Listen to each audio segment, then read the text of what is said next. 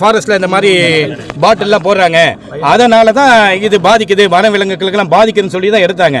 அதை இம்ப்ளிமெண்ட் பண்ணி தான் ஊட்டியில் எடுத்தாங்க. அதுக்கப்புறமேட்டுக்கு இந்த கொடைக்கானல் இது பண்ணாங்க. அது அதிக காடுகள் உள்ள பகுதி இந்த பெரம்பலூர் டிஸ்ட்ரிக்டில் இருக்குது. இந்த மாதிரி உள்ள இடங்களில் தான் எடுத்தாங்க. இப்போ என்ன பண்ணிட்டாங்க, எந்த ஒரு அறிவிப்பும் இல்லாமல் ஸ்டெப் பை ஸ்டெப்பாகவே இப்படியே கண்டினியூ பண்ணுறாங்க. தமிழ்நாடு முழுக்க அப்படி செய்யணும் அப்படின்னு நினைக்கிறாங்க.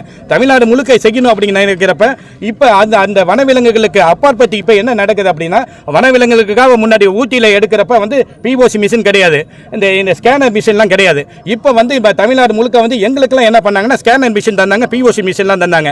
அது வந்து எங்களுக்கு வந்து ஆள் பற்றாக்குறை அதிகமாக இருக்குது. தமிழ்நாட்டில் வந்து இப்போ வந்து டாஸ்மார்க்கில் இருக்கிறவங்க ஒரு 20,000 பேர் மேலே இறந்துட்டாங்க, பணியை விட்டுட்டு வெளியிலையும் போயிட்டாங்க. மீதி இருக்கிற ஆள்களை வச்சு தான் நாங்கள் வேலை செஞ்சுக்கிட்டு இருக்கோம்.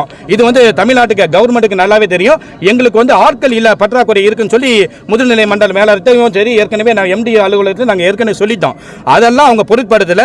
அதை தான் இதுக்கு முன்னாடி நாங்கள் பேச்சுவார்த்தை நடத்தணும், எங்களுக்கு ஆள் பற்றாக்குறை இதெல்லாம் இது பண்ணி தாங்க அப்படின்ட்டு.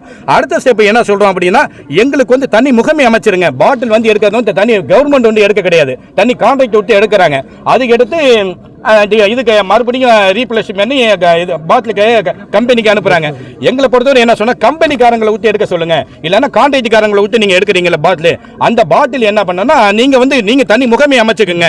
அவங்கள்ட்ட எவ்வளவு பாட்டில் போதும், அவங்கள்ட்ட 10 ரூபா ஓட்டுறதோ 20 ரூபா ஓட்டுறதோ அது எங்களை அந்த டாபிக் உள்ள இருக்காதீங்க.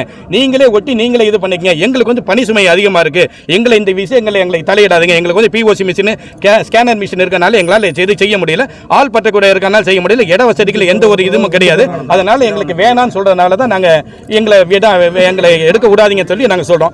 அதை பொருட்படுத்தாம எங்களுக்கு வந்து நாளைக்கே வந்து இதை ஒட்ட சொல்றாங்க, ஸ்டிக்கர் ஒட்ட சொல்றாங்க. எங்க மற்ற டிஸ்ட்ரிக்ட்ல இதுல ஊட்டியில ஓட்டினாங்க, கொடைக்கானல் ஓட்டினாங்கன்னா அங்க பிஓசி மிஷின் இல்ல, ஸ்கேனர் மிஷின் இல்ல, அதனால அங்க அன்னைக்கு ஓட்டினாங்க. இன்னைய சிச்சுவேஷனுக்கு அவங்களால அந்த வேலை செய்ய முடியாது. எங்களுக்கு ஏற்கனவே ஸ்கேனர் மிஷின் பிஓசி மிஷின் தந்தனால எங்களுக்கு பணி சுமை அதிகம் இருக்கனால எங்களால ஒட்ட முடியாது. இந்த பாட்டில் வந்து அவங்களே எடுக்க சொல்றதுக்காக சொல்லி கொண்டு தான் இந்த இவ்வளவு தூரம் இந்த கூட்டம், திருச்சி மாவட்ட கூட்டமைப்பு சார்பாக என்னோட பேரு முருகானந்தம், கூட்டமைப்பு சார்பாக பொறுப்பாளர்.